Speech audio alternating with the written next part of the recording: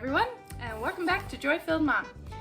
So today I'm going to be unboxing my Sips By box. I still want to say Sips By box that I got this month. And I am also going to tell you my summer TBR list, which means to be read, in case you didn't know, because I didn't know for the longest time, but now I know. So, you know, I'm on the inside. Cool kids. Anyways, let's get started. So, in my Sips By box, I have my May teas. I love their cute little thing they give me that tells me all about it. Off the bat, I see one that I think is gonna be good for me. Tulsi Original by Organic India. Organic Krishna Tulsi, Organic Rama Tulsi, Organic Vana Tulsi. I didn't know there were so many types of Tulsi. Don't even know what Tulsi is. So, it's caffeine-free, revered in India as the queen of herbs, Tulsi or holy basil. Okay, I know what holy basil is. Aids in stress relief, uplifts moods, and supports the immune system and the body's detoxification system. Oh, nice. It smells good. Here's what the packet looks like. Very cute. I like the aesthetic they've got going on here. Organic India empowers small family farmers to cultivate regenerative organic farmland, bringing healthy, conscious living to the world one cup at a time. Oh, I like it. Stress relieving and energizing. I definitely need this. I'm a single mom working full-time from home with a child that's around all the time. So, not all the time. He's at his dad sometimes. But you know what I mean. Or you don't, because I don't know. But yeah, these are gonna be great. Ooh, okay. Next I have Super Mint by Stash Tea. Let's see, it's got wild mint in it. Grown in Stash Tea's Pacific Northwest backyard, wild mint has a high menthol content, which makes Super Mint a uniquely cooling and delicious take on mint tea. Oh, so super cooling Super Mint. Okay, I like that. I love their little baggies. Stash.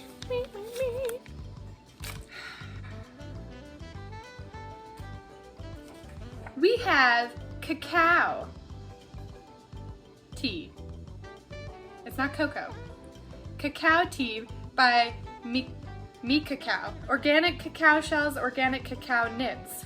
Which, if I remember correctly, cocoa is when it's been roasted, cacao is when it's not been roasted. I think. I could be wrong. Someone look that up and put it down below. This one is caffeine free. This cacao tea is light with a hint of chocolate cacao, helps your body release endorphins, providing an instant mood boost, perfect for attracting love from the universe. I love that!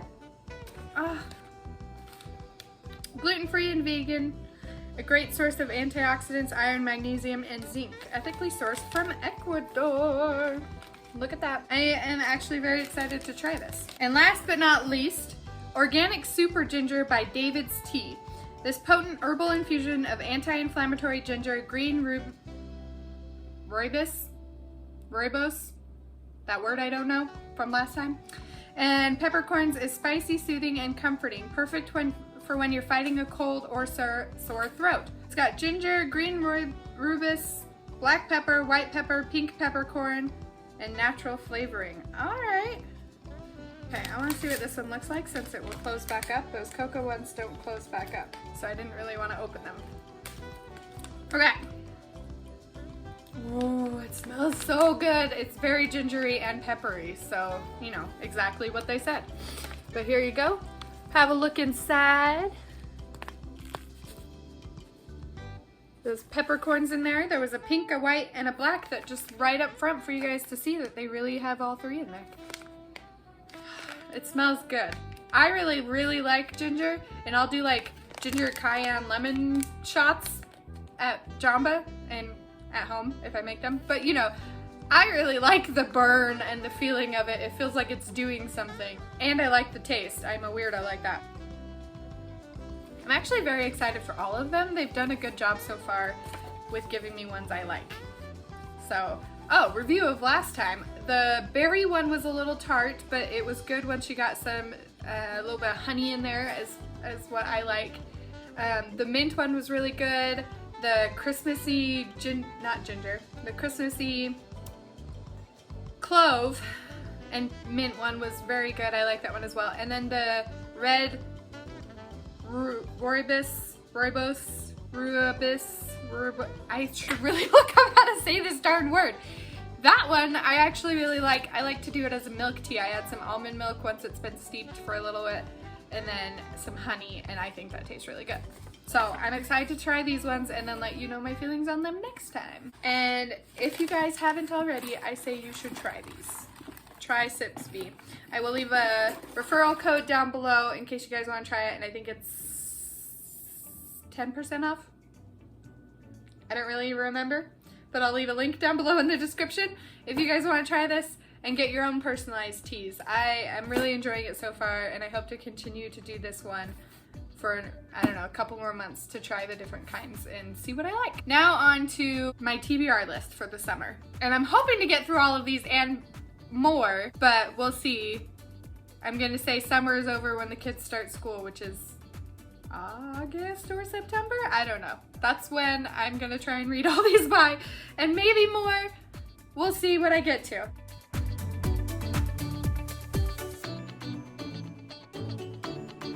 So, first I've got Make Your Bed by Admiral William H. McRaven, a U.S. Navy retired.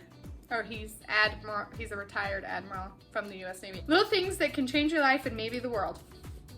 So this admiral gave a talk, I believe it was at a college graduation or something, and he gave this talk basically that was really good and people really liked it, so they had him make a book about it. And this is that book, and it's just talking about little things you can do to try and change the world and change your life. So I'm just gonna read you off the back what it says real fast. If you want to change the world, start off by making your bed. If you make your bed every morning, you will have accomplished the first task of the day. It will give you a small sense of pride, and it will encourage you to do another task and another and another. By the end of the day, that one task completed will have turned into many tasks completed. Making your bed will also reinforce the fact that little things in life matter. If you can't do the little things right, you will never do the big things right. Okay, yeah, it was a University of Texas commencement speech. So far, I'm really liking it. I've read page 26, so not super far, but I am really liking it. I love self-help, motivational, change your life and your perspective and your thinking and the way you think. I love those types of books that make you think about other people's point of views or other things that maybe you knew on some subconscious level, but you didn't really put into practice. I love those things that remind me so that I can continue to like learn and grow and become a better person. This is a really good book. If you have not read it, I would suggest picking it up and reading it. So far it's really good. Next I am reading Encompassing Charity by Jo Evans. Let me show you a little closer what this one looks like. This book, I'm not very far. I am on page 18. It's a clarion call to arm yourself with charity. And I think personally that everyone could do with some more charity and having more of that in their life and that they give to others. And so this is something that I wanted to read just to help me to grow as a person, just like the other book, but to have a more charity-focused mindset and be more giving and helpful towards others and have that love that comes along with charity. It is a good book to read if you really want to bring more charity into your life and have more of a charitable mindset. Okay, this one I'm excited about. So far all my books have been kind of self-help, self-improvement, encouraging type books, and this one is no different than that. It is called The Motivation Myth by Jeff Hayden.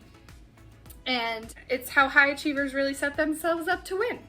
So I haven't started it yet. I just got it in the mail like a week ago and I need to start it. I am a type of person that I have these big ambitions. I have these things that I want to do, and not even like big ambitions. I have things around my house that I want to do and just everyday daily things that I want to do, but I can't find the motivation for. And it's weird in my brain, at least, to have the desire to do something but no motivation to actually do it. Like, I want to be healthier and I want to eat healthy and I want to exercise and I occasionally get some momentum and some motivation and I do stuff, but it doesn't stick. And so I am very excited to read this and learn about the motivation myth and what exactly it is and how to click and change that mindset for me personally to be able to motivate myself and to be able to get up and do more and feel more accomplished. And I don't often have the motivation to do it. I don't often have the motivation to do the dishes every day or to vacuum every day or to mop or, you know, clean the bathroom, stuff like that. A lot of that goes with me personally. I have anxiety. I've had problems with depression in the past. I need ways to work towards overcoming those. And some days I'm fine with giving myself a break. I'm fine with saying, you know what, today's a day I do whatever the heck I want, and it doesn't matter if I clean or not. If I feel like it, I will. If I don't, it's fine. If I sit around and watch Netflix all day, that's fine. I'm gonna give myself the time to do that, or for a few hours, or whatever it is that works for you. But we also need that motivation to get going, and this book is supposed to be something that helps with that and helps with clicking or changing that mindset. Right here it says, motivation isn't something you have, motivation is something you get automatically from feeling good about achieving small success. I'll leave you with this question: what would you do if you could just get yourself more motivated? So this is a fresh way to think about success and motivation, and I am excited to read it and to really get those changes in my mindset to be able to help me with motivating myself to make sure things get done and I feel better about everything. Because I don't know if you've heard, but it rings true in my life. Having a cluttered house means a cluttered mind. I can't focus, I get distracted, I need to figure out what to do, and it just feels so overwhelming because there's so much to do, and I have a very little house, and so it's like I should be able to keep up on it, but I've let it get away from me and I need the motivation to get it back, and I'm hoping this will help with that mindset and getting that motivation and being able to help myself keep going. So I have another book here that I got in my single swag box that I got this last month. I'm very excited to read it. I haven't read anything about it. I didn't know about it before I got it in my box. It's called The Gratitude Diaries by Janice Kaplan. How a year looking on the bright side can transform your life. I love anything that helps me to be more grateful and have a better mindset in that aspect, because I have my moments and I would love to have something to help me. And I'm just gonna read the snippet on the back of this of what the book is about, just because I don't know a ton about it, but I am excited for what it could be.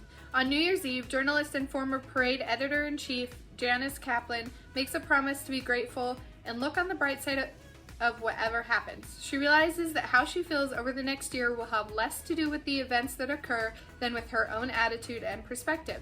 Relying on both amusing personal experiences and widespread research, Kaplan explores how gratitude can transform every aspect of life, including marriage and friendship, money and ambition, and health and fitness. With warm humor and appealing insight, Kaplan's journey will empower readers to think positively and start living their own best year ever. That is this one, another great self-improvement type of book, and apparently I want to read a lot of those. Here's another book I'm very excited about. I got it for Christmas this last year. It's called Mirage by Somaya Dodd, I believe is how you pronounce her name.